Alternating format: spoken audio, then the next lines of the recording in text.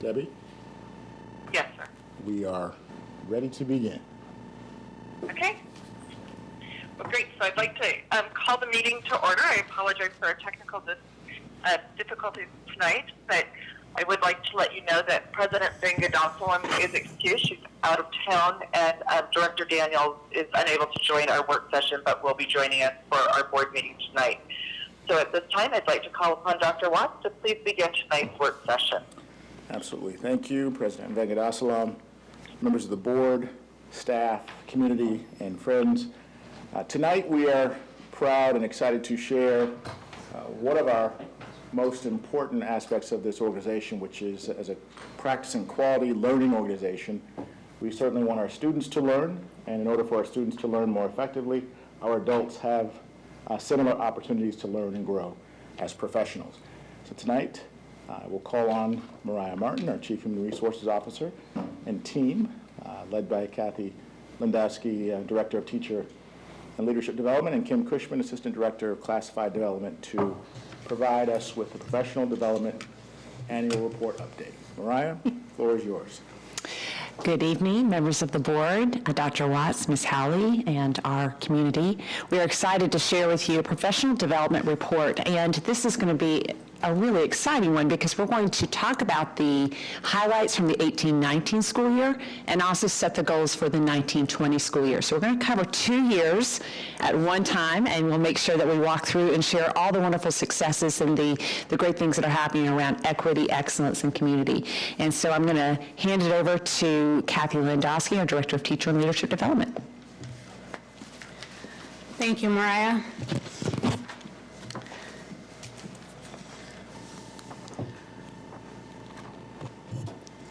Thank you. So program and professional development is one team within the human resources community, and we work and support and partner with the other 3 teams in our community. We also support all Kent School District employees, and that covers three groups. We work on classified development, teacher development, and leadership development. When we shared our report last December, looking forward and giving you an overview of the Program and Professional Development Office's work and plans for the year, we shared the definition of professional development from the National Professional Development Organization, Learning Forward. So we wanted to come back to that and kind of set the tone with a common understanding of our vision moving forward in terms of what the elements of professional development are and what we're striving to include in our professional development as we have gone through the last year and move into this year. And again, this idea that the best professional development is sustained. It's not a one-day standalone, and that it's embedded and it's classroom focused. Doesn't necessarily mean the learning, you're hearing all of the new learning in the classroom, but you are applying it in the classroom, reflecting, cycling back. So this also gives us a shared working definition, and it defines the types of support all educators need to improve their practice, and that the ultimate effect of that is better results for our students. So continuing with the Learning Forward, sorry, I just have to have faith it switches, I guess. Continuing forward with Learning Forward's overview of professional development, we shared these themes with you in December as well. We talked about professional development for the entire workforce, professional development that represents cross-community collaboration, isn't isolated in one team or community, using allowable funding to provide the professional development, and embedding culturally responsive practices in what we are teaching and learning with our adult employees, and strengthening our labor association partnerships. So this, again, is a continuation of the work that we shared with you in December. We support and partner with multiple KSD teams and communities, and tonight's presentation will highlight several of those projects. So while Our work supports all 4 of our Kent School District strategic goals. Our work lands, the majority of our work lands directly in support of Goal 4, recruiting, hiring, developing, and retaining a diverse and premier workforce. With that said, our work also, within the strategic plan and Goal 4 as our frame, our work also hits all 3 of our core values: equity, excellence, and community. But our through line that continues to be a specific focus for us is equity. And so culturally responsive practices, as represented here on this slide, continues to run through all of the work that we're doing. Oh, that's still me. So 2018-19, we're going to frame this review of 18-19 in those 4 components of Goal 4: hiring, recruiting, developing, and retaining a diverse and premier workforce. And with that frame in mind, we'll highlight core projects, activities, or initiatives that connect with the work of our office.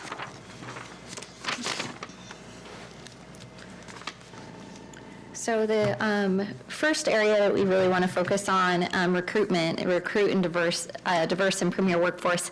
Obviously, that ties really closely to a lot of the work that we are doing.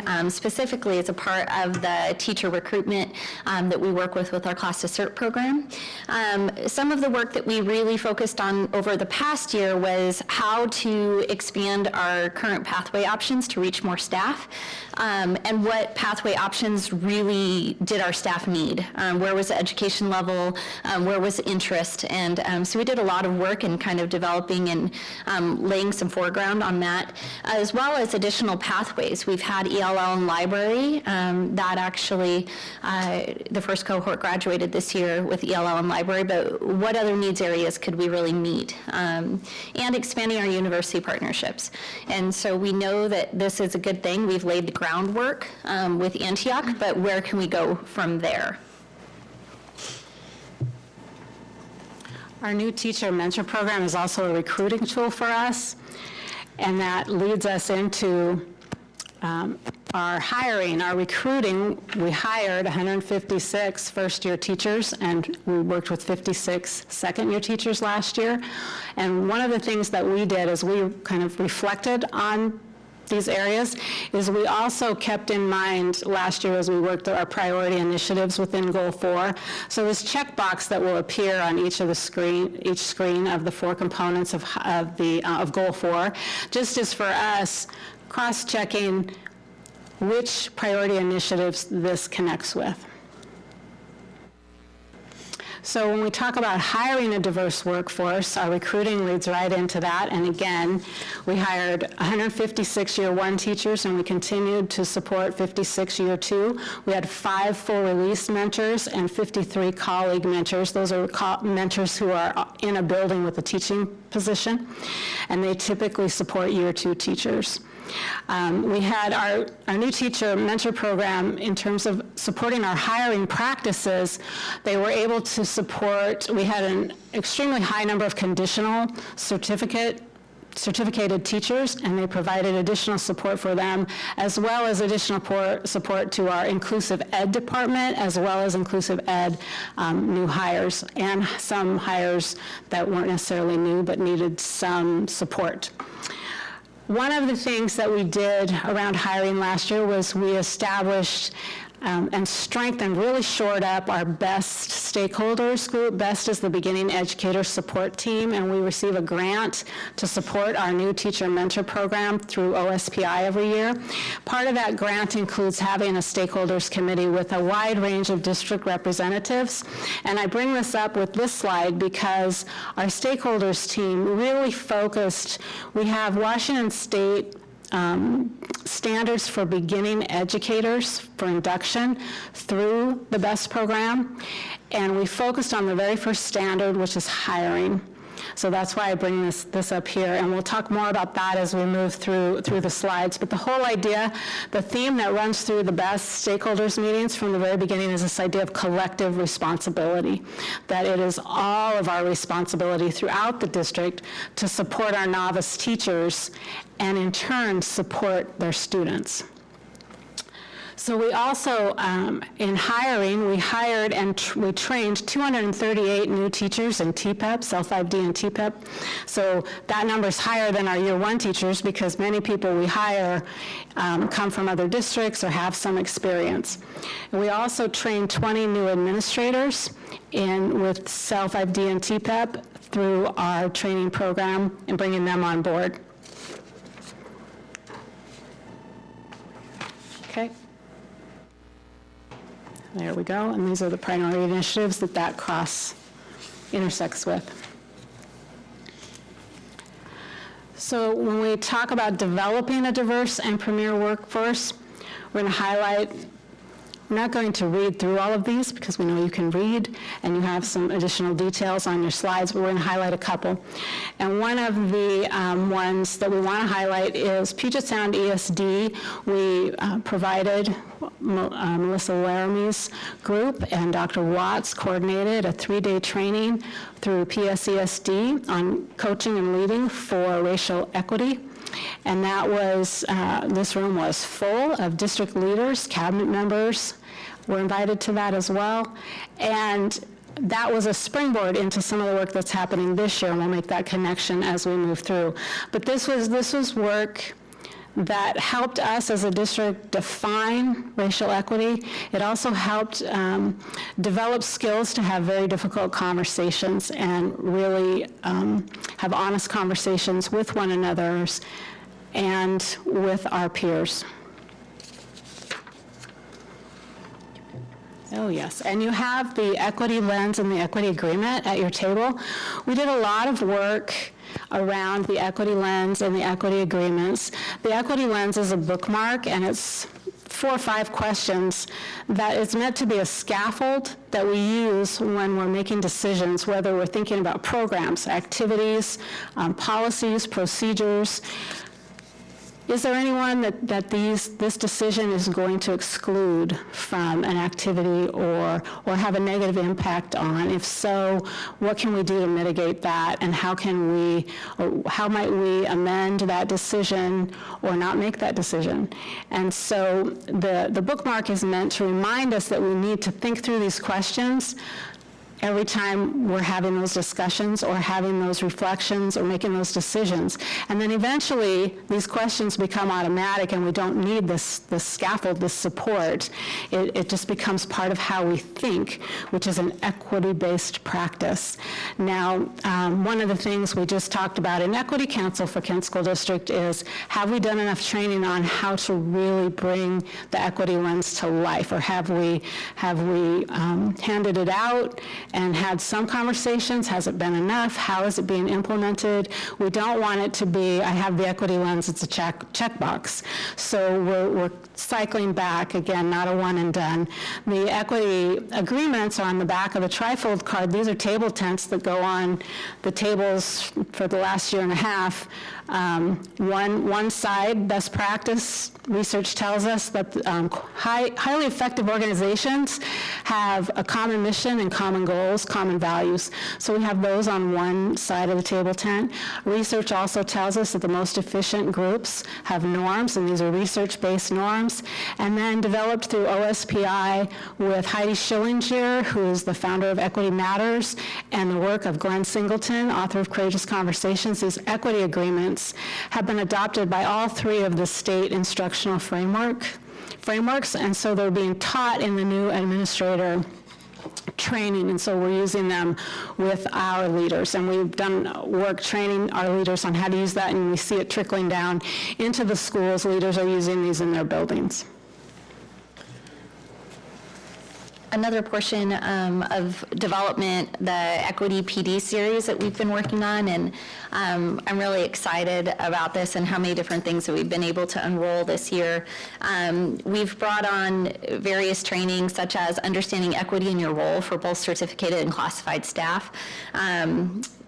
we are really putting intentional effort into meeting each one of our labor employee groups where they're at and addressing where their needs are with their teams. And so a couple of our teams, we've actually focused initially on team building, knowing each other by name, encouraging conversations, kind of breaking down some of those initial barriers. Also, something I'm really excited about, there was a need to bring on some additional PD trainers, and PD needed to be revamped, and we needed to bring on some additional offerings, and that means more facilitators. So part of this work, we brought in equity training for our facilitators. So both new facilitators and existing facilitators in the same room, learning how to embed equitable practices into their teaching. So whether our employees are learning about Skyward or they're attending a class on cultural diversity, their instructors are set with tools to embed those equitable practices and that stance and model that in front of that class. And so I think that that is something that will continue. It was very valuable, both our instructors that have been teaching for years and our new instructors. They really enjoyed that collaboration time and that kind of rooting and level setting. And so that was something that was really exciting that happened this year as well. Again, taking it back to the priority initiatives. There we are. So when we talk about retaining our staff, I'm just going to give you a few retention numbers for this. In our new teacher mentor program, when we look at year 1 and year 2 teachers who were paired with new teacher mentor program specialists, we had an 85% retention rate. So we're very excited about that. Even with our year 1 and 2 limited certificate folks, we had an 88.5% retention rate. When we look at our Principal Intern Leadership Academy, these are our interns who want to be principals and are in a university program. We had 9 interns. 6 out of 9 of them, 66.6%, are in administrative positions this year. 5 of those are in KSD. We're very proud of that. And in our new Principal Mentor program, we retained 13 out of 15, 86.6 of our first 1 to 3 year experienced principals. And so we're proud of those numbers. Click.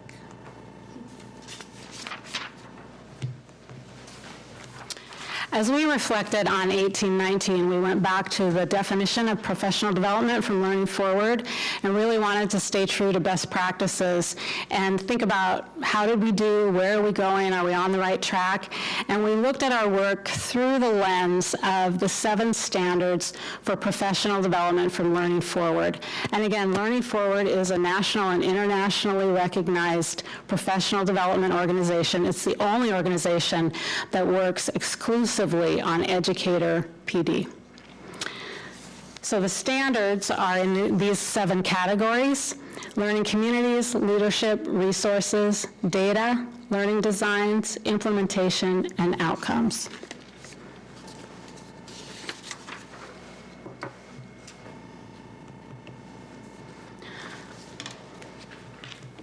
This standard aligns some of the highlights from the 1819 year to the standards when we look at the 2 next to each other. So we're just going to highlight a few of these because, again, you can read all of the slides. So when we talk about resources, we wanted to make sure our office coordinates. We write and facilitate and oversee 5 different grants. And those include the Title IIA grant, the BEST grant, TPEP, Teacher and Principal Evaluation Project, Principal Mentor grant, the Ed and the Ed Leadership grants. And that's in addition to our basic ed budget for professional development. Our resources also include our personnel. Our new teacher mentor program specialists are under the Program and Professional Development Office, and I also oversee the principal mentors. So those are resources that we often leverage, as well as our state framework trainer, Tricia Hoyle, for Cell 5D. We also have been able to make connections through our work on these grants with OSPI and AWSP and CSTEP, the Center for Strengthening Teacher Practices, and we're being able to take advantage of some course offerings, especially in the area of equity, coming up this year and last year, so we're very excited about that. So resources is about more than money, but we do oversee a lot of funding in the professional and program and professional development office. Another point that we wanted to really highlight as we were kind of looking at a revamp and revisiting of professional development, obviously a lot of feedback was needed. And so a few of the data points that we gathered throughout the year, a district-wide survey embedded with SAI, which is a standards assessment inventory, again, a learning forward design model for, it's specifically for teachers on PLC and in-building professional development opportunities, as well as labor association feedback through different association meetings and meeting regularly with them. We implemented a course evaluation process where we actually look at the evaluations for each course and review them individually to determine whether or not they should be moving forward, if improvements need to be made and such. Mentor surveys and an alt-route survey, which I touched on just briefly. We did survey our classified staff twice this last year to determine really where that need was for our alternative routes. And we'll talk about that more in the 1920 about where we're going. But all of those different data pieces were really important to guide our work moving forward. I would add here too that in terms of those offerings, to those evaluations that we reviewed, in ERO we offered 435 classes, and who knew it, we had 153 staff across our groups take advantage of 288 staff take advantage of 153 modules in Who Knew It between February and August. So we had a lot of feedback, and we looked at all of it, and so that was actually, it was great. So the other thing, let's see here. So learning designs, when we think about learning designs in the summary of the definition, we're talking about integrating theories, research, and models of human learning into our plan to achieve the intended outcomes. So a couple of things wanted to highlight the work that our Director of Assessment did with our ESSA coaches and with other building leaders and coaches. We had monthly trainings and collaborative meetings. Capped off with, it was kind of a culmination as well as a kickoff, so that whole idea that it's not a standalone, it's an ongoing initiative for embedding formative assessment in instruction, and that is a research-based model that we are initiating and have been initiating and continue to initiate in the Kent School District. So moving forward to 1920, obviously we have spent a lot of time being reflective of 1819, and hopefully now in the next few slides you're going to see how we plan on moving that forward, how we plan on taking that feedback and that data and just building upon it and moving that forward and to continuing doing good work into 1920.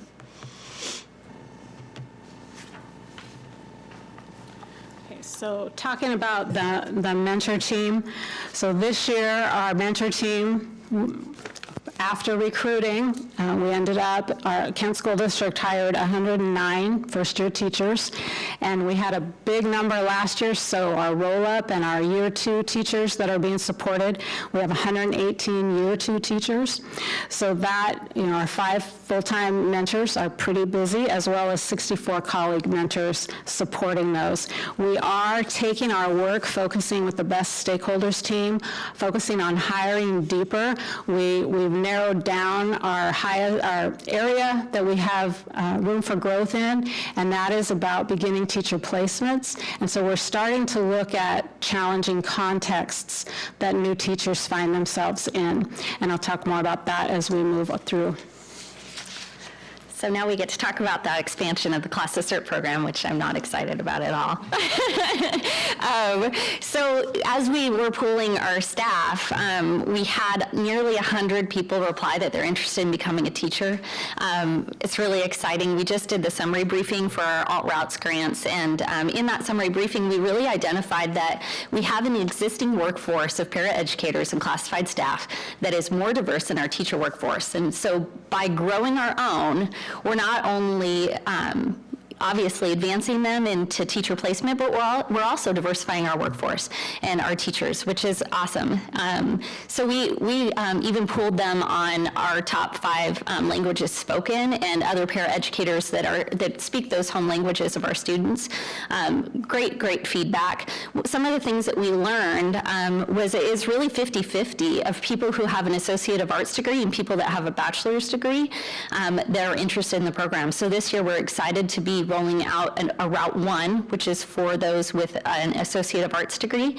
Route 2 is what we offered last year with an elementary education endorsement with ELL or library through Antioch. This year we'll be doing Route 1 and Route 2. In addition, we're adding a special education endorsement through Antioch. Super exciting. They're actually adding additional staff and have been building that curriculum specifically for the Kent School District. So they have not taught SPED in a long time, but they are bringing it back, and it's going to be taught specifically for our cohort. And then lastly, bringing on an additional partnership. We just approved that. I think it was the last board meeting. They're all fogging together, but we just approved that with PLU. And so PLU is going to add a really exciting place into that fit in that they can offer a secondary endorsement. And so we believe that we're going to move that forward with English language arts as the core, and then they'll either get a SPED or ELL endorsement on top of that. So exciting things happening with Class Cert.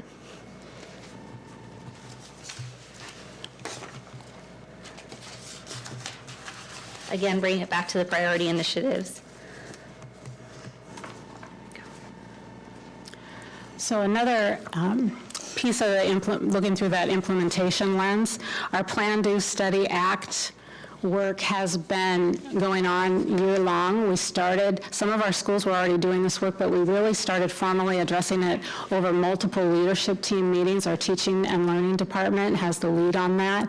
We coordinated those meetings, and 15 schools signed up for in-depth work outside of those meetings, and teaching and learning took that and ran with it. We're continuing to support that work through our Title II grant funding so that teaching and learning can keep the momentum going with that great work. And it's happening not just in our schools, but across our teams at the district level as well. We have lots of things going on. A couple of areas that we found that we added some work to for development was the KSD administrators. We facilitated a sign up where they're just letting us know which criterion in the framework they are working on this year, and we're coordinating the lists, and we've asked which individuals would be willing to lead those PLCs, and we're helping coordinate that work so that they can meet by criterion to do some professional learning communities collaborating around what does best practice look like in whether they've chosen engaging communities or using data for instruction, whatever criterion they've chosen. And so that's one way we're supporting our leaders. And then we also realized we didn't have, our assistant principals were asking for some support. There's no grant for assistant principal mentors. So I worked with a leadership team of assistant principals, and we've coordinated PLCs, 3 PLCs, one for elementary, one for middle, and one for high school, and they're starting to meet the first week in November is the first appointment I've seen on the calendar so far. That is going to provide us fertile ground to gather information and build what is it that a new assistant principal needs to know, so we can build a program so in 2020 we can have something set up for our brand new assistant principals, because their roles are very unique and their challenges are very unique. Again, just alignment to those priority initiatives. Oh, what did I hit, Karen? Oh, And then just continuing to assess. So looking deeper into those 7 standards, we wanted to really mirror the reflective practices from 1819 and how we're planning with 1920 and how those, how our projects and our goals for the year really align to those standards. This will highlight a few of those projects that we are looking at unrolling. Again, we're just going to talk about a couple of them. As you can see, there's a lot going on. But here, Kathy, to highlight a couple. So when we put this together, it was really frustrating because it really was exciting to see the work behind us and the work ahead of us, and the through line of equity, the alignment with our goals, the alignment with the 7 standards. I wish we had more time to tell you everything and every reason, but we don't, so we're highlighting. This slide has a lot on it, and then we tried to choose new things that are moving forward. So when we think about learning communities and we think about that continuous improvement and collective responsibility, our leadership team has taken on action learning projects, which is rolling over from the work from the PSESD Coaching and Leading for Equity training, taking on 3 key areas that are barriers to student success, and you have details for that in with the PowerPoint. We also are very excited. I see Alan in the audience. He and I have been having a lot of exciting conversations because we are partnering with WEA and KEA to provide the implicit, understanding implicit bias in ourselves, focus on race class on December 14th. That will be a 6-hour class here in the boardroom with instructors who teach the class for WEA, but some of whom are Kent School District employees. So we're currently working on getting our syllabuses aligned so that we can get the class posted and get moving forward on that. But that's been a conversation that's been going on for a while, and it's really exciting to see it come to life. We're looking forward to that. Another change when we think about developing leaders, we have had our new administrator cadre, which has really been developed around our new principals and their mentors. We haven't had a new district leader cadre, and so we added that this year. And in just conversation and gathering feedback from people and needs assessments, we realized our district leaders have not had the same kind of ongoing professional development that principals and assistant principals and teachers have had. So this month we opened it up to all district leaders, and email went crazy. So we're looking forward to a full room on Friday, and it's clearly meeting a need, and we haven't even officially started with it yet, so we added that. The best stakeholders, again, we are addressing challenging contexts. We had our first meeting for the year. We're required to have 3 meetings, and our stakeholders committee helped with our mentors defined, so we had a common understanding of what do we mean by challenging contexts. So for those of you who haven't been immersed in this work, a challenging context might be if we hire a brand new teacher and there's 3 6th grades, 2 of them are in the building and they are out in the portable. Or they get the 5th, 6th split classroom, and so they just have these extra challenges when your first year of teaching is hard enough. So we wanted to define, every first-year teacher has a challenging context just by virtue. So what are those more than normal challenging contexts? We worked on defining those, and our mentor teachers have added that column to their spreadsheets, and we're starting to track those. And the next step, so the first thing is know what they are. Then we want to talk about mitigating for them, and then how do we track, look at patterns and trends, and then avoid them, and get that word out to other leaders to help, again, collective responsibility. So that's our focus for this year.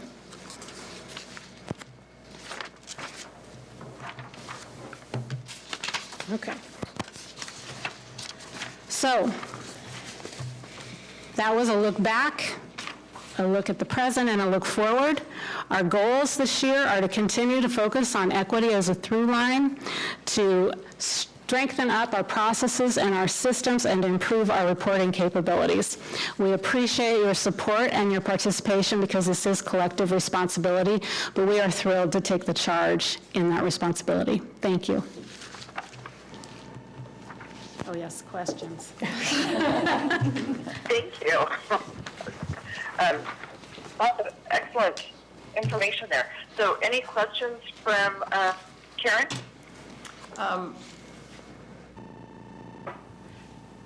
Probably more comments, other than the extra challenging context. Are we trying to avoid putting brand new teachers into the extra challenging context situations?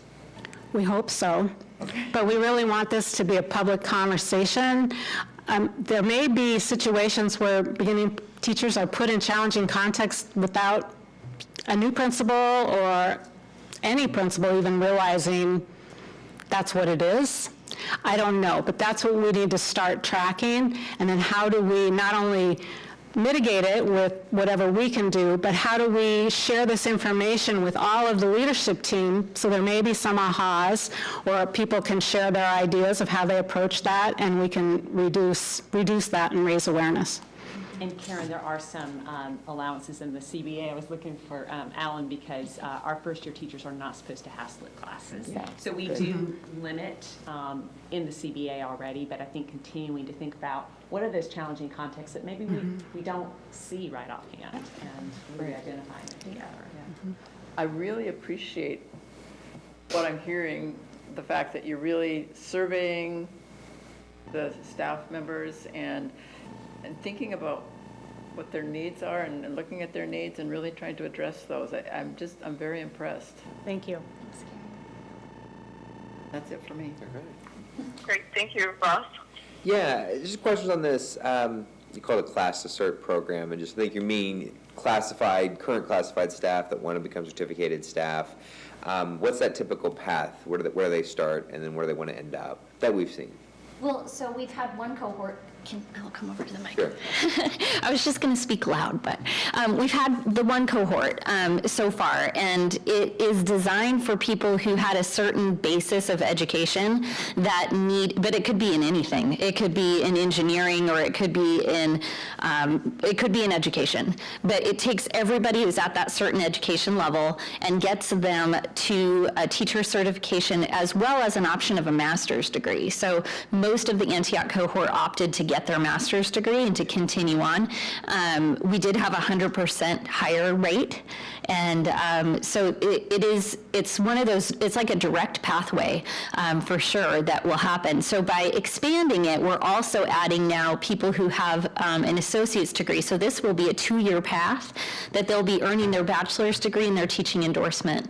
And so it's just kind of figuring out where the needs of our staff are, where the interest lies. As there's a minimum, or the block grant covers 20 people. And so we want 20 people. It makes sense for the universities to have a full-time staff member that only works with the Kent School District. We house all of the learning here on Kent School District campuses. So it really is something that is built to support them. In addition, we've worked into our Title II grant this year to support them with sub-coverage. So they don't have to take time off of their work. They're working within their buildings almost always, and we're able to cover a sub through the Title II grant so that they can actually participate in their student teaching within their work. So it's really an exciting way to just continue to support our staff, so that something like this of becoming a teacher just might have been out of reach for them, and making it as easy as possible. I don't know why it's called the Class to Cert, but I know, I stuck with it. It was there when I got here, and I stuck with it. So are most of the classified paraeducators, Kim? Yes, there are, we spoke to it a couple weeks ago, but we do have one substitute. She only substitutes in the Kent School District. She only substitutes library, and she is getting her library endorsement and plans on teaching with Kent School District. We also have had office managers and clerical staff as well. So it's anybody, and conditionally certified teachers, in fact, anybody who had that education level that was required for that particular program can participate. Yeah, there is a commitment to the Kent School District, so there's that tie with the And then subs. there's just a couple ones I just want to reconcile. They may not be related. You mentioned something about 100 applicants, but the block, you have a grant that may only cover 20. So basically, what's our difference here? Are we accepting everybody who applies, or do we have to be more selective based on what's available in funding? Yeah, we really have to be selective. So 100 people showed interest, which is also relevant that we need to bring on additional university partnerships because the block grant only covers 20 people. And so it's actually a really extensive process to determine who gets to be a part of the cohort. We go through an interview process with the university, Will Williams and myself, where we interview each candidate that applies. They take their tests prior to the program, so there's a few things that they have to kind of get the wheels in motion. It also shows that commitment and that that they're going to be moving forward with the program and that they're going to be putting in that work. And so it is quite the process, but we do need to keep on growing to meet the needs of our staff, for sure. Okay. Yeah. And then, I don't know if this is related or not, but some of the funding sources for next year are TBD. Are those like new grants that we're trying to get to help fill this gap, or something else, or something like that? The new grants, on the 1920 page, there was the new grant of the Alternative Routes Block Grants, and they're a 2-year grant. So Antioch received it 2 years ago, and we had our first graduating cohort, and then we have a cohort that is working right now that's on the second block grant. We just applied, and they haven't awarded yet, crossing our fingers, that will take us for 2 more years. And we applied with both PLU and Antioch again. And we also have had other universities approach us. They have to apply for the block grant through OSPI. And Yes. we're very selective. We want to make sure they've got a very strong program, because the strength of their program develops strong teachers, which are going to be in our schools. And so we've had a couple reach out to us, and we're saying, okay, let's draft this again and draft it again until we get it to the point where we really believe that it's going to be the program that we need. Yeah. Thank you. That was Yeah, all my absolutely. questions. Thank you. I just want to say your enthusiasm and the work that your team has been doing is very much appreciated. It's nice to hear how we're really working to support all of our staff and the partnerships that we're building. And I'm very excited to see the different things that it's going to allow our adults who are also learners to be able to grow and develop as they help our students. So thank you very much for your presentation tonight and the work that you've done. Thank you. Thank you. This time, if there's no further questions from the board, we will go ahead and recess our work session until 7 p.m. when we reconvene for our regular scheduled meeting. So thank you for your attendance tonight. We are recessed. Thank you.